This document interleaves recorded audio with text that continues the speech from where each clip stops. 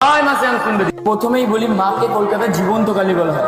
মা জীবন্ত এর প্রথম কারণই ভক্তরা যদি মায়ের কাছে সে কোনো মনের বাসনা বলে যেতে পারে, মা তাদের কাউকে কোনোদিনও ফেরায়। মানে এটা আমার নিজস্ব দেখা, যে একটা প্রথম ভক্ত এসে অনেক কান্নাকাটি করছে মায়ের সামনে, অনেক কান্নাকাটি দুঃখ জানাচ্ছে, পরের দিনও যখনই আসছে ওর মুখে মধুর আসছে, মানে মা ওনার অবশ্যই মনের বাসনা পূর্ণ করছেন।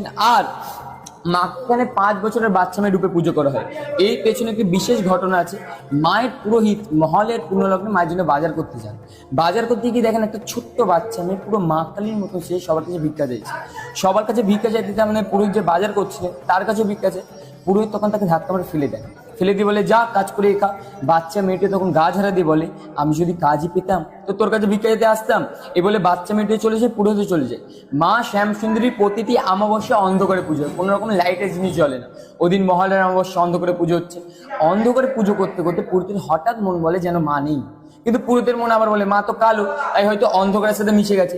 তাই পুরোহিত ঘিয়ের প্রদীপ নিয়ে মায়ের মুখের সামনে যায়, দেখে সত্যি মা নেই। আর মায়ের নিচে নিয়ে শিব ঠাকুর, উনিও পুরো মৃত মানুষ মতন শুয়ে আছে। এই দেখে পুরোহিত থমকে যায়। থমকে আবার কিছুক্ষণ পরেই পুরোহিত ঘিয়ের প্রদীপ নিয়ে মায়ের মুখের সামনে যায়, দেখে সত্যি মা নেই। আর মায়ের নিচে নিয়ে শিব ঠাকুর, উনিও পুরো মৃত মানুষ মতন শুয়ে আছে। এই দেখে পুরোহিত থমকে যায়। থমকে আবার কিছুক্ষণ পরেই পুরোহিতের পেছন থেকে ছুম ছুম করে নুপুরের আওয়াজ হয়, আর ধাপ করে শিবের বুকের উপর একজনের ডান পা পড়ে। আর যেই বাচ্চা মেয়েটাকে ধাক্কা মেরে ফেলে দিয়েছিল, সেই বাচ্চা মেয়ের মুখ অন্ধকার থেকে বেরিয়ে আসে। আর মা তখন মানুষের কণ্ঠে বলে, দে চাল কলে দিয়ে দিবি নামায়। এই শুনে পড়ে তো অজ্ঞান হয়ে যায়।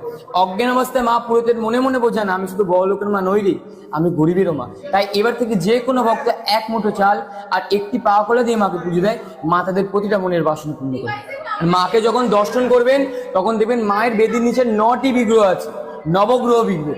এই বিগ্রহ থাকার পেছনে একটা বিশেষ কারণ, আমাদের মানুষ জীবনে বিভিন্ন রকম দোষ হয়, মাঙ্গলিক কালচক্র, বিভিন্ন গ্রহ জাতীয় দোষ। এই দোষ থেকে মুক্তি পাওয়ার জন্য মানুষ অনেক রকম পাথর, মাদুলি, কবচ ইত্যাদি ইত্যাদি ধারণ করতে, যজ্ঞ করতে হয়, কিন্তু সবার তো সামর্থ্য হয় না এইসব করার।